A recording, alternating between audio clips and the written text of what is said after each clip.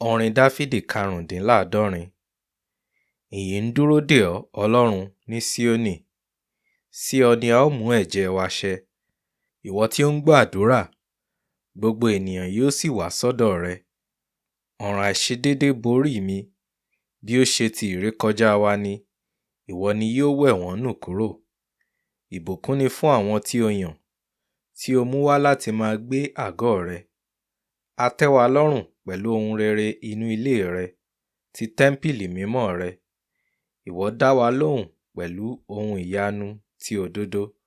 Ọlọ́run olùgbàlà wa, ẹni tí í ṣe ìgbẹ́kẹ̀lé gbogbo òpin ayé, àti àwọn tí ó jìnnà nínú òkun.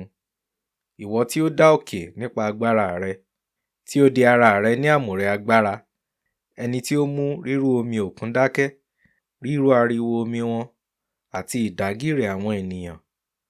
Àwọn tí ó ń gbé òkèèrè bẹ̀rù nítorí àmì rẹ̀ wọn nì.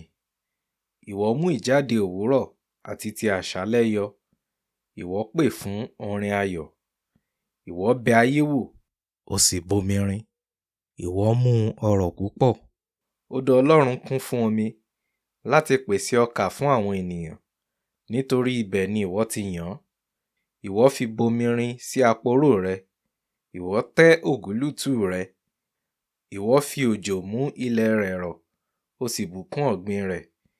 Ìwọ fi oore rẹ dé ọdún ní adé. Ọ̀rá ń kán ní ipa ọ̀nà rẹ. Pápá tútù ní aginjù ń kán. Àwọn òkè kéékèèké fi ayọ̀ di ara wọn ní àmùrè. Agbo ẹran ni a fi wọ pápá tútù náà ní aṣọ. Àfonífojì ni a fi ọkà bò mọ́lẹ̀.